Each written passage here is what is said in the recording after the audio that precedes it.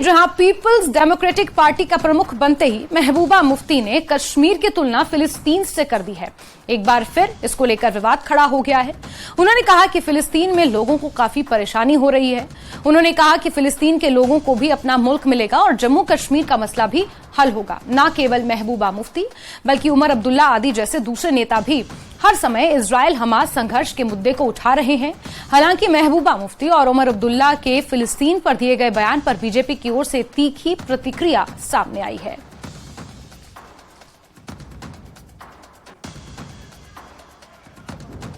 जो बमबारी आप पे, जो नस्लकुशी आपको नाजीज ने की थी, आज आप वही कर रहे हो फलस्तीनियों के साथ। और जब तक फलस्तीन का एक बच्चा भी जिंदा रहेगा, इसराइल वालों आप चैन की नींद नहीं सो सकोगे।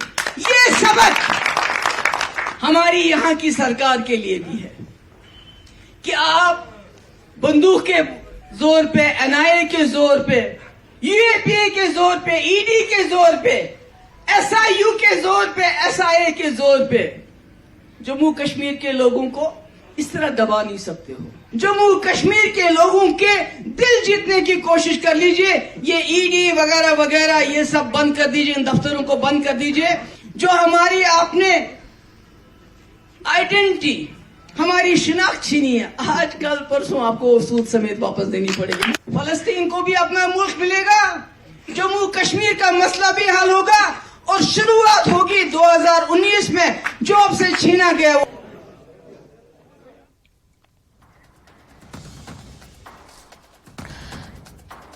तो आपने सुना कि जिस तरीके से महबूबा मुफ्ती ने कश्मीर की तुलना फिलिस्तीन से कर दी है।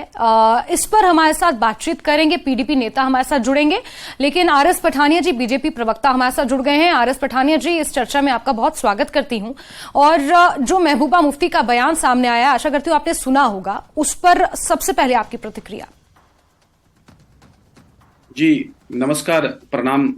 जितने भी दर्शक लाइव आपके शो को देख रहे हैं या बाद में इसकी रिकॉर्डिंग देखेंगे, सबको आदाब प्रणाम मेरी ओर से जी।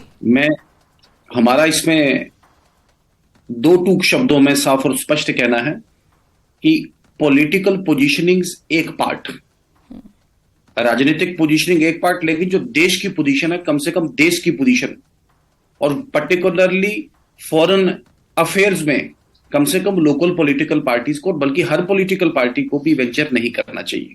जहां तक भारत, इजराइल और फिलिस्तीन का इशू है, जो एक कंसिडर्ड स्टैंड है। 1992 में पहली बारी इजराइल के साथ फॉरेन रिलेशंस इस्टेब्लिश करने का फैसला लिया गया जब भारतीय जनता पार्टी की सरकार नहीं थी। पैलेस्टीन, आज पैलेस्टीन के लिए स्टेटहुड, पैलेस्टीन की ह्यूमन राइट्स के लिए संपर्क, उनके लिए सम्मान, ये निरंतर सरकारों का स्टैंड रहा। भारतीय जनता पार्टी उसके साथ खड़ी है। अब वर्ष 2017 में जब यूएन में एक रेजोल्यूशन लाया गया इजराइल के द्वारा कि सारे के सारे जेरूसलम को इजराइल की टेरिटरी डिक्लेयर किया जाए, तो नरेंद्र मोदी जी ने सबसे पहले उसका विरोध किया। सबसे पहले को प्रधानमंत्री अगर पैलेस्टीन के तो वो नरेंद्र मोदी जी हैं। लेकिन national conference, people democratic Party और दी ग्रैंड ओल्ड पार्टी कांग्रेस, तीनों से मेरा एक सीधा दो टूक सवाल है कि हमास के आतंकवादी हमला, जिसने एक फेस्टिवल को सेलिब्रेट करते हुए इजराइल के पीस लविंग नागरिकों पे सैकड़ों की तादाद में उनकी जाने ली, बच्चे, महिलाएं, बुजुर्ग, उन पे इतनी बुरी यातनाएं दी, आप दो शब्द भी उसके लिए नहीं बोल पाए। कांग्रेस वर्किंग कमेटी के रेजोल्यूशन में आपने उसमें इसकी चर्चा जरूर की, लेकिन फिर आपने फलस्तीन की, फलस्तीन के साथ तो जो भारत तो खड़ा, जो भारत का स्टैंड है, भारत वहां पे है। लेकिन why are you out and out to play divisive politics? देश की लाइन से बाहर जाना, देश की औपचारिक पोजीशन से बाहर जाना सबसे पहले तो देश की रीति और नीति के विरुद्ध है, राष्ट्रीय इंटरेस्ट के विरुद्ध है, और कहीं ना कहीं आपके अंदर का जो जिसे कहते हैं इनर एक मोरालिटी, उसके भी विरुद्ध है। कहीं ना कहीं जो भारत की संविधान धारा, एक संवैधानिक धारा के द्वारा जो एक लक्ष्मण रेखा जो प्रेस्क्राइब की जाती है पॉलिटिकल पार्टीज और लीडर्स के लिए, उससे भी बाहर जाना। इस एडवेंचरिज्म को करना बंद करें कृपा करके। और मैं एक्सपेक्ट करता हूं, मैं दो उदाहरण दूंगा। 1971 में जब इंदिरा गांधी जी जीत के आई तो प्रधानमंत्री नरेंद्र मोदी जी ने दुर्गा का रूप कहा, बांग्लादेश जब जीत के आई। इसी तरीके से जब कारगिल वार हुआ तो अटल बिहारी वाजपेयी जी प्रधानमंत्री थे, लेकिन सारे विपक्ष ने इंक्लूडिंग सोनिया गांधी ने उनका समर्थन किया, साथ दिया। आपको नरेंद्र मोदी जी को कहना चाहिए आप पीस ब्रोकर का काम करें। आप मिडिल ईस्ट के साथ भारत भी जिसे कहते हैं डायरेक्टली इनडायरेक्टली जुड़ा है। Go and broker peace, we stand behind you Narendra Modi ji. आप इस तरीके की डिविसिव पॉलिटिक्स करके कंट्री को, देश को कहां लेना चाहते हैं? आपने आगे ही आपका 6-7 दशकों का ट्रैक रिकॉर्ड बहुत बुरा है, लेकिन देश का जनमानस आपको बिल्कुल भी माफ नहीं करेगा। देश ठीक है पठानिया जी, रिएक्शन ले लेते हैं। पीडीपी नेता आदित्य गुप्ता हमारे साथ जुड़े हैं। आदित्य जी, आपका भी बहुत स्वागत करती हूँ इस चर्चा में। और जिस तरीके से महबूबा मुफ्ती का बयान सामने आया है, फिलिस्तीन से उन्होंने कश्मीर की तुलना की है। फिलिस्तीन का क्या हाल है आज की डेट में और कश्मीर का क्या हाल है? आप कैसे इसे कंपेयर कर सकते हैं?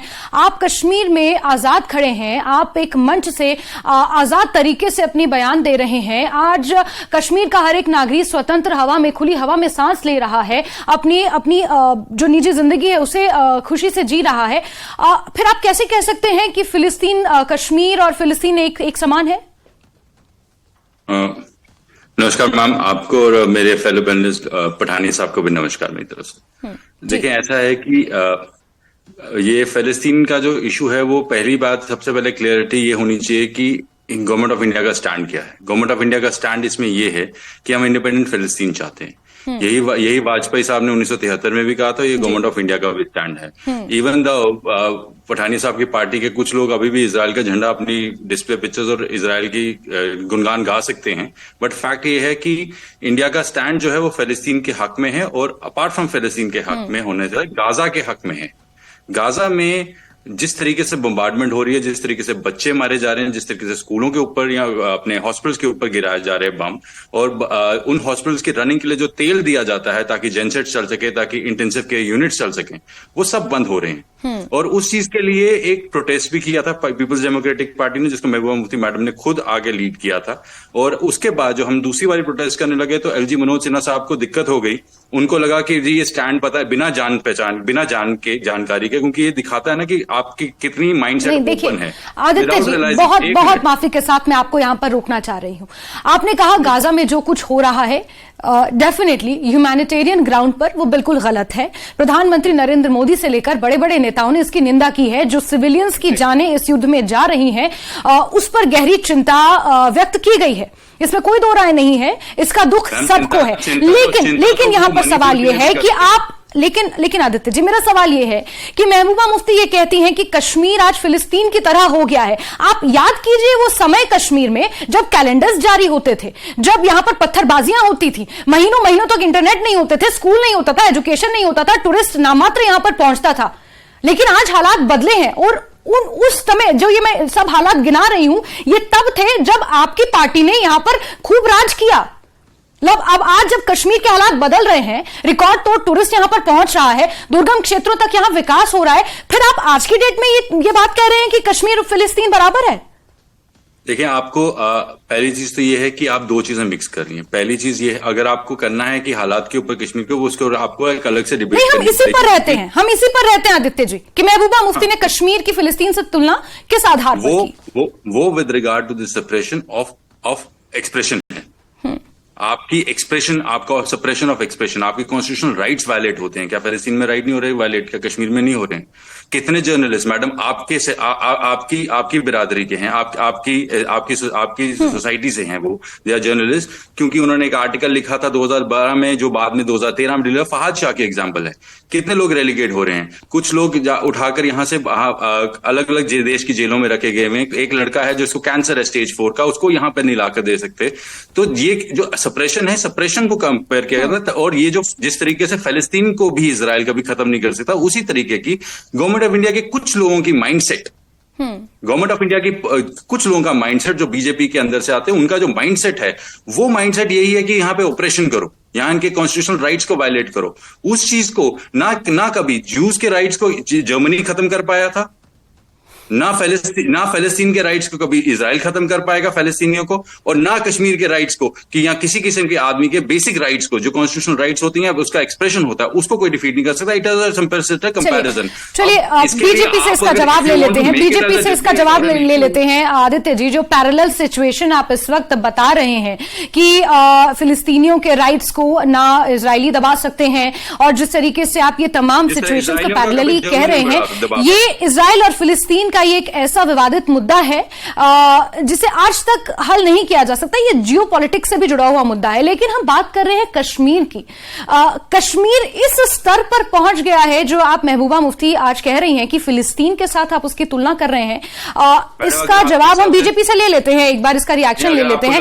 आरएस पठानिया जी, यहां पर आदित्य गुप्ता जी ये कहना चाह रहे हैं कि जिस तरह से फिलिस्तीनियों की आवाज को दबाया जा रहा है, वही सेम चीज यहां पर कश्मीरियों के साथ हो रही है, उनके मौलिक अधिकारों का हनन हो रहा है। ये आरोप बीजेपी के ऊपर लग रहे हैं।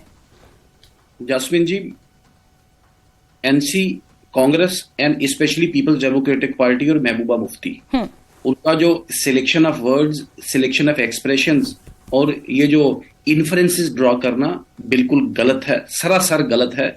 सेंस से, लॉजिक से, रीजनिंग से बिल्कुल परे है और कहीं ना कहीं भारत की एक संवैधानिक जो एक धारा जो लक्ष्मण रेखा उसको भी पार कर रही है। आपने सवाल पूछा, उसका जवाब नहीं आया। संविधान के बारे में आप मत करें। मैंने आपको जम्मू कश्मीर में वायलेट हो रहे हैं और डोगरा जो आरएस पठानिया के नाम का है वो पार्टी में सत्ता में होकर वो। आदित्य जी प्लीज, मैंने आपको इंटरप्ट नहीं किया। आदित्य जी, उन्होंने आपको इंटरप्ट नहीं किया था, उन्होंने आपको इंटरप्ट नहीं किया था, please let him complete. No similarity. Bharat का जो स्टैंड है बिल्कुल साफ और स्पष्ट है और लोकल रीजनल पॉलिटिकल पार्टीज का ये औचित्य नहीं है। आप कह रहे हैं आपने प्रोटेस्ट किया, this is not your jurisdiction. Foreign affairs is not the jurisdiction of a local regional political party which has not even a single member parliament. This is not your jurisdiction. This is not your jurisdiction. This is not your jurisdiction. You don't know the country's position. And you know how sensitive आपकी गलतफहमी है sir. आपका protest कहाँ होगा, कहाँ रखा होगा अपने लिए। बीजेपी ने ठेका लिया होगा, बट बीजेपी का ठेका भी बेकार है।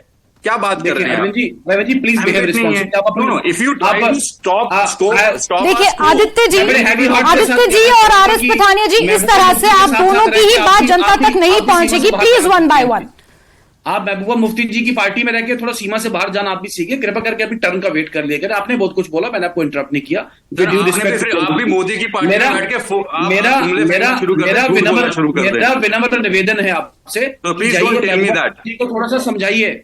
अरे महबूबा जी, थोड़ा जमीन पे उतरिए, कम से कम जमीन पे उतरिए। देश की जो पोजीशन है उसके विरुद्ध मत जाएं। देश की पोजीशन के लिए डिफरेंट कॉर्नर्स हैं। जियोपॉलिटिकल उसके लिए कंसिडरेशंस होगी, कमर्शियल कंसिडरेशंस होगी, ऑयल डिपेंडेंसी होगी। भारत का मिडिल ईस्ट के साथ इस G20 में इंडिया, यूरोप और मिडिल ईस्ट का एक नया ट्रेड कॉरिडोर बनाने की बात की होगी। They are all backed by certain considerations. Please don't resort to political adventurism just at the cost of few votes, few political mileage just at 2024 Lok Sabha चुनाव। हर एक बात चुनाव नहीं होती।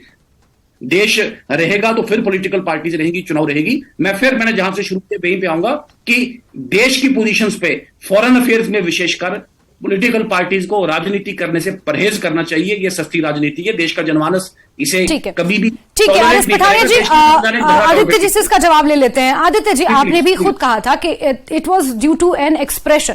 वो तुलना शायद, चलिए एक पल के लिए मान लेते हैं कि उन्होंने तुलना नहीं भी की, आउट ऑफ एक्सप्रेशन आकर उन्होंने ये बात कही।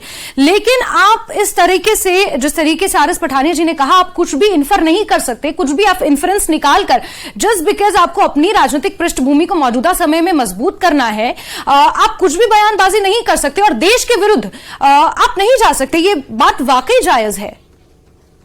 मैडम, मैं आपसे सिर्फ एक चीज पूछना चाहता हूं जी। आप कह रहे हैं कि हमारा स्कोप नहीं है, तो किसका स्कोप है? इस पार्टी का स्कोप है जो मणिपुर पे चुप है, उस पार्टी का स्कोप है जो मनूर पे चुप है, उस पार्टी का स्कोप है जो रशिया और यूक्रेन वॉर पे चुप है, उस पार्टी का स्कोप है जो इंडिया का नेशनल पॉलिसी जो है वो है फलस्तीन के हक में और कहती है कि इजराइल के हक में चलो। और ये कहना चाहते हैं, ये तो बिल्कुल सिमिलर स्टेटमेंट होगी जैसे जयशंकर ने कहा था कि मैं चाइना का कुछ नहीं कर सकते, इट्स अ बिगर इकोनॉमी। तो जो पठानिया साहब कह रहे हैं हर चीज पैसे के ऊपर ही तोलना शुरू कर दिया। सर, हम मानते हैं आप अडानी की संगत में रहते हैं, आप अडानी के साथ चलते हैं, और उसका मतलब ही नहीं है हर चीज पैसे की संगत, पैसे पे ही चलेगी। It's an humanitarian issue. आप क्या प्राइम मिनिस्टर ने एक बार उठ के ये बात बोली? सर एक मिनट मैडम, क्या प्राइम मिनिस्टर ने एक बार भी उठ के ये बात बोली है कि जो आपसे सवाल पूछा गया आप उसको मणिपुर उसमें कंफ्यूज मत करें। मणिपुर को दिक्कत हो जाती है। आदित्य जी, मैं आप ही की बात को आगे लेके जा रही हूं। महबूबा जी स्टेटमेंट, आदित्य जी, मैं आप ही की बात को, अच्छे की आवाज में नमी आ जाती है, मुझे पता है। We understand that. हमारे सामने की बात है, लेकिन आज के विषय पर आदित्य जी, मैं आप ही के सवाल को आगे लेके जा रही हूँ। No, fact of the matter is ma'am that देखिए यहां पर क्या है, यहां पर पीडीपी और any other political party can yes stand up and say कोई as far as national policy is concern, national policy है प्रो पैलेस्टीन, हम प्रो पैलेस्टीन खड़े होकर पॉलिसी बोली है और हमने कंपैरिजन दिया है with regard to snubbing by the Israel. Ministry of external affair decide. Ministry of तो अगर आदित्य जी, वो जियोपॉलिटिक्स का मुद्दा है, जिन लोगों के कंधे पर इसका दायित्व है उन्हें बयानबाजी करने दीजिए। आप अपनी राजनीतिक रोटियां सेकने के लिए आप फिर इस तरीके से क्यों बातें कर रहे हो? अगर पीडीपी पैलेस्टीन को सपोर्ट करती है इसमें राजनीति क्या होगी मैडम, जरा आप मुझे समझा दें। नेशनल पॉलिसी नहीं है ये बात। आप कैसी बात, अगर इजराइल का साथ दिया तो नेशनल पॉलिसी के खिलाफ होती। अगर आदित्य जी देखिए, आप नेशनल पॉलिसी और इंटरनेशनल पॉलिसी जैसे बड़े बड़े शब्दों का इस्तेमाल करके मूल सवाल से नहीं भाग सकते। मूल सवाल यह है कि किस आधार पर कश्मीर को आपने फिलिस्तीन से कंपेयर किया, मुझे इसका जवाब। Constitutional rights violation madam, constitutional right violation. I took Fahad Shah's name, I took 10 names, you give me 1 name, जहां पर जिसमें इन्होंने छोड़ दिया। पीएसए किस तरीके से लग रहे हैं जम्मू कश्मीर में, every journalist is stop, every college going student who wants to raise up a voice और सेज कि भैया ये गलत हो रहा है, हमारे राइट्स हमें मिलने चाहिए, उसको कन्फाइन किया जाता है। आदित्य जी, फिर उस वक्त का क्या, जब महीनों कैलेंडर जारी होते थे, महीनों हड़ताल होती थी, उस वक्त का क्या? मैडम तब क्या सरकार कॉन्स्टिट्यूशनल राइट वायलेट करती थी सिटीजन्स का? सवाल ये है क्या तब सरकार कॉन्स्टिट्यूशनल राइट्स वायलेट कर रही थी? किसी आज तक कभी किसी गवर्नमेंट ने कॉन्स्टिट्यूशनल राइट वायलेट किए हैं? गुलाम नबी आजाद ने अभी चार दिन पहले बोला है कि इवन 90s में इलेक्शन हुई थी ऑन टाइम। आप कैसी बात कर रही हैं? चलिए आर एस पठानिया जी, आप कुछ कहना चाह रहे हैं प्लीज। जी, मेरा रिस्पेक्टफुल सबमिशन है। आदित्य जी एक हाईली लोडेड, अनसब्सटेंशिएटेड और जिन स्टेटमेंट्स का ना कोई सिंक है ना कोई रीजन है, जहां जिनमें कोई सब्सटेंस, ऐसे सब्सटेंस करके डिबेट को डिविएट करने की कोशिश कर रहे हैं। 2 सवाल आदित्य जी, देश का जनमानस देख रहा है, लोग देख रहे हैं आपको। First of all, how are you justified in comparing फिलिस्तीन विद कश्मीर? 1 पार्ट। सेकंड, जहां तक फिलिस्तीन की जो पोजीशन जो मोदी सरकार से पहले के भारत सरकार की पोजीशन है, we stand inch by inch with that position. हम ना उससे आगे बढ़े हैं ना ही उससे पीछे आए हैं। आज की लेटेस्ट डेवलपमेंट बता रहे हैं कि इजराइल ने कहा, हालांकि हमास का हमला टेरर हमला है, declare Hamas as a terror group, we have not agreed to as yet. तो ऐसा नहीं है। लेकिन आपको मेरा एक विनम्र निवेदन है साहब कि ये कम से कम जो फॉरेन अफेयर्स में, फॉरेन एरिना में जो भारत सरकार की जो कम से कम जो पोजीशंस है, जो बोर्डिंग्स है, उसमें कम से कम सरकार को क्वेश्चन ना करें आप। You should stand with the सरकार, you come as a statesman, आपका लोगों में भी आधार बनेगा। वी हैव सपोर्टेड आप, मोदी साहब। आदित्य जी से इसका जवाब ले लेते हैं। आर एस पठानिया जी ने जो सवाल किया है कि कश्मीर को फिलिस्तीन के साथ कंपेयर करना किस आधार पर यह हुआ है, आप इसका आसान सा उत्तर दे दीजिए आदित्य जी प्लीज। मैडम, मैंने एक ही सवाल आपका तीसरी बारी वही चीज रिपीट मैं वापस दे रहा हूँ आपको। मैं मेरी बात, लेकिन आप आदित्य जी, आप कॉन्स्टिट्यूशनल राइट्स की बात कर रहे हैं। आप एक मंच से खड़े होकर ये कह देते हैं कि कश्मीर में हालात फिलिस्तीन जैसे हैं और कश्मीर आज की डेट में फिलिस्तीन बन गया है। फिलिस्तीन ही नहीं, यहां पर आपने अफगानिस्तान से भी कंपेयर किया था एक बार कश्मीर को। किस आधार पर? मैडम, क्या आप मुझे, जब मैं बोलता हूँ कॉन्स्टिट्यूशनल राइट्स तो उसके बारे में आप बात नहीं करते ना। पठानिया साहब बात कर सकते हैं। अरे आदित्य जी, कॉन्स्टिट्यूशनल राइट्स का एक अलग मुद्दा है। मैं समझ रही हूँ कि कॉन्स्टिट्यूशनल राइट आप किस डायरेक्शन में बात कर रहे हैं। Then madam, you are highly mistaken. India जो है ना, हिंदुस्तान कॉन्स्टिट्यूशन के बेस पे चलता है। उसके राइट वायलेट होना, उसके किसी एक सिटीजन का राइट, अगर आपको बेटर अंडरस्टैंडिंग के लिए आर्टिकल 21 जो है ना, राइट टू लाइफ मैडम, वो इतना एब्सोल्यूट है कि आप अपनी जिंदगी वापस नहीं ले सकते, इतना एब्सोल्यूट है कॉन्स्टिट्यूशन। तो ये पठानिया साहब की पार्टी कॉन्स्टिट्यूशन का वायलेशन के ऊपर कोई बात बोले, मैं मानता हूं, बट ये डाइजेस्ट नहीं हो रहा कि that it is coming from a news channel also. But fact, Aditya ji, constitution का पाठ आप मत पढ़ाइए। आदित्य जी, कॉन्स्टिट्यूशन का पाठ आप मत पढ़ाइए। मैं बिल्कुल आपकी बात समझ रही हूं। आप जिस कॉन्स्टिट्यूशन राइट की बात कर रहे हैं, कॉन्स्टिट्यूशन ने हमें कई राइट्स दिए हैं, जिसमें से वोट टू राइट भी एक हमारा अधिकार है। और आप कॉन्स्टिट्यूशन की राइट्स की बात अगर कश्मीर में कर रहे हैं तो मैं ये समझती हूं कि आप चुनावों की बात कर रहे हैं, लेकिन उन्हीं चुनावों में अपनी स्थिति को मजबूत करने के लिए आप कश्मीर में फिलिस्तीन का कंपैरिजन नहीं कर सकते। कश्मीर का कंपैरिजन आप अफगानिस्तान से नहीं कर सकते हैं। That is what I am asking, you not answering the right question. No, आप लेके चलें कि हमारी पोजीशन बहुत खराब है पॉलिटिक्स में। ऑफ कोर्स आप इलेक्शन कराते, देखिए आप, वही तो बात है मैम, जैस्मिन जी, ऐसी यही तो बात है। अगर हमारी हालत खराब है, हमें कोई दुख नहीं है। हम इलेक्शन तो फिर आप कॉन्स्टिट्यूशनल राइट्स को कहां ऐड कर रहे हैं? या तो फिर आप मान लीजिए, या तो फिर आप आदित्य जी आप मान लीजिए कि किन कॉन्स्टिट्यूशनल राइट्स की आप बात कर रहे हैं।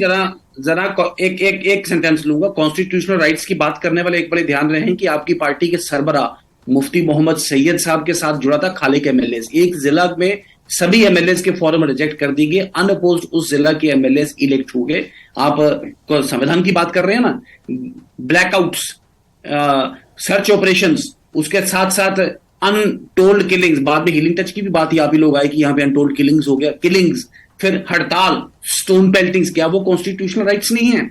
मैं आपसे सवाल, आप संविधान की बात कर रहे हैं। इंडिया में प्लूरलिज्म की बात पूरा देश करता है। महबूबा जी कहती हैं कश्मीर की डेमोग्राफी को खतरा हो जाएगा बाबा अमरनाथ को 1 इंच भी जमीन देने से। क्या ये डेमोक्रेटिक कॉन्स्टिट्यूशनल राइट्स की ये बड़ी कांग्रेस के अंदर था? You please don't sing that Raga.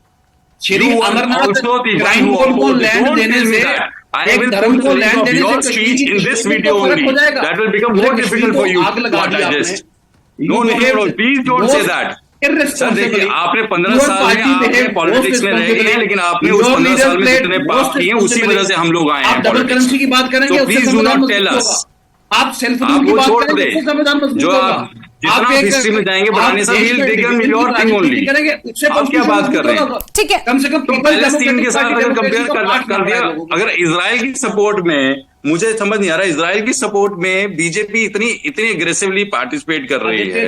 Aditya ji problem यही है, आदित्य जी प्रॉब्लम यही है कि आप देखिए जो स्थितियां हैं, बीजेपी से भी सवाल किए जाते हैं। आरएस पठानिया जी 1 मिनट, बीजेपी से भी सवाल किए जाते हैं।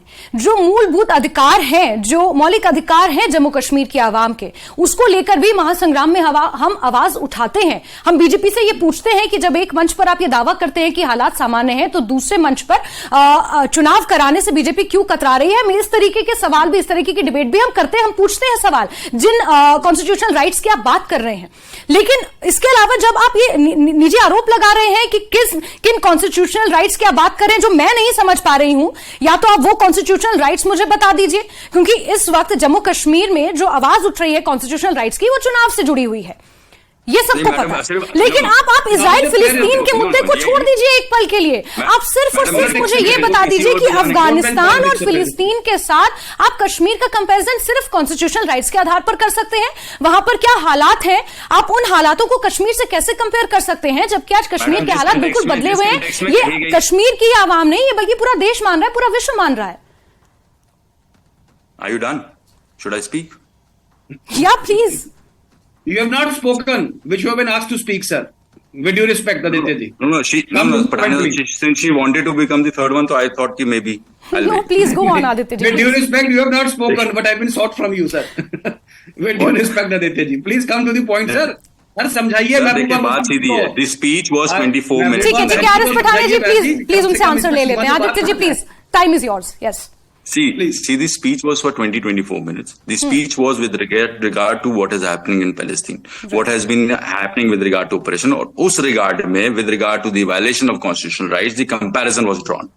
अगर आप उस 3.5 मिनट के अंदर जो स्कोप आगे लेंगे, उसके अंदर भी आपको लगेगा, जो अगर आप आइडली 1 मिनट का ही क्लिप देखेंगे, तो आपको फर्स्ट पार्ट और सेकंड पार्ट दोनों ही नहीं मिलेगा। It was said with regard to the constitutional rights. Constitutional rights सिर्फ मैडम इलेक्शन पे नहीं वायलेट होते, कॉन्स्टिट्यूशनल राइट आपके फ्रीडम पे भी होते हैं। जिस हिसाब से पीएसएस, अगर आपके पास डेटा है तो आप प्लीज चेक कर सकते हैं कि कितना डेटा लगा है, पब्लिक सेफ्टी एक्ट कितना इंपोज किया गया हुआ है और किस पे इंपोज किया, और किस पर नहीं, किस पे लगाना बंद कर दिया गया जब उसने पार्टी शिफ्ट की, या उसने अपनी या दूसरी जो भी पार्टी बनानी जब उसने वो बना ली।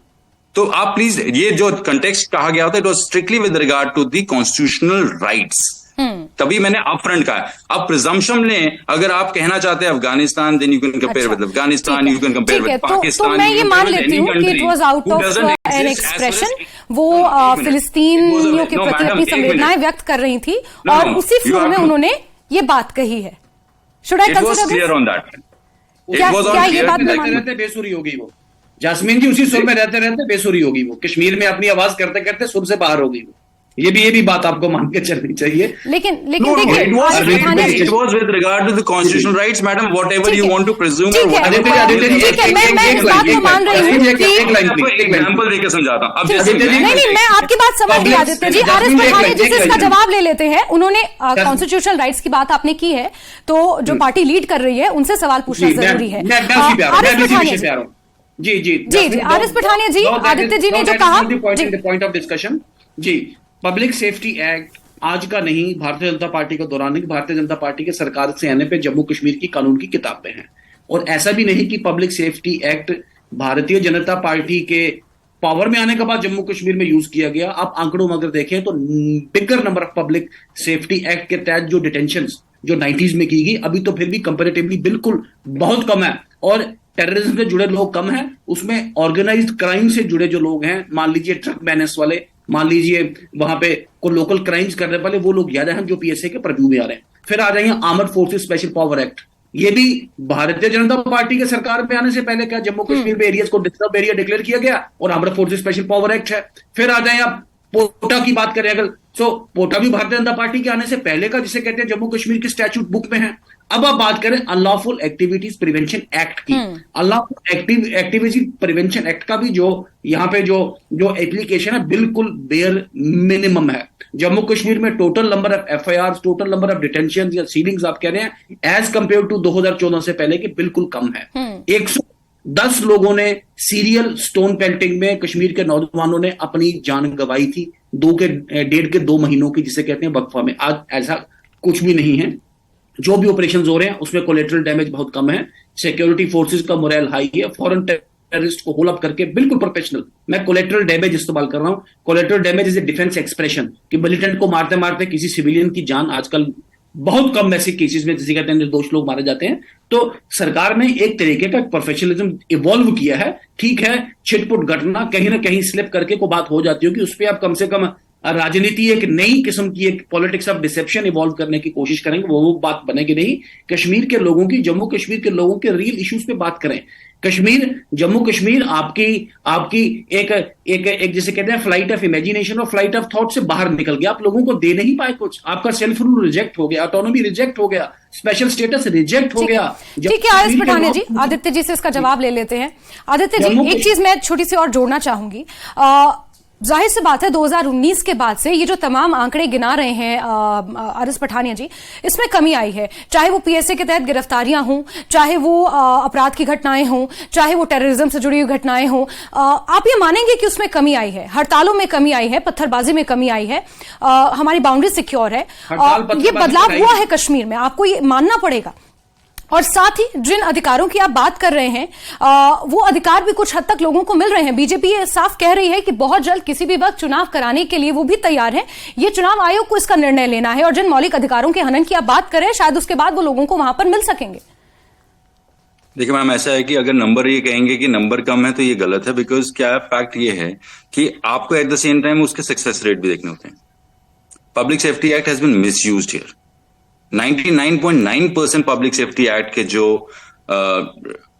कॉचमेंट हो रही हैं वो हाई कोर्ट से हो रही हैं। 99% ऑफ द केसेस, क्या वो पहले थी इनकी सरकार आने से पहले या 2019 से पहले थी? पहले सक्सेस रेट कितना था गवर्नमेंट का? तो वो गवर्नमेंट का फेलियर ये दिखाता है कि जो केस आप तैयार करते हैं, जिस बेसिस पे आप केस करते हैं, वो फॉल्टी होता है। तो this is the way of pressurising कि आप जो मर्जी कर लें, हम पीएसए लगाएंगे, आपको 6-8 महीने 9 महीने आपको जेल के अंदर रखेंगे till the time court decides the matter. तो ये बात को बीजेपी प्रवक्ता या कोई भी आपको सरकार में बैठा हुआ आदमी, आप कहीं से भी डेटा मांग सकते हैं कि number what is the success rate as far as PSA. तो ये साफ साफ दिखाता है कि बेसिकली आप पीएसए का as a instrument of hoodwinking and arm twisting use करते हैं। उसके अलावा जो दूसरी बात जहां पर एज फार एज ये कहते हैं कि अगर छुटपुट घटनाएं कि ये है मैडम कि पहले कश्मीर में थी मिलिटेंसी, अब जम्मू खित्ते में आ गई है। राजौरी पुंछ वाला जो इलाका है वहां प्रॉपर इंसिडेंट्स हो रहे हैं।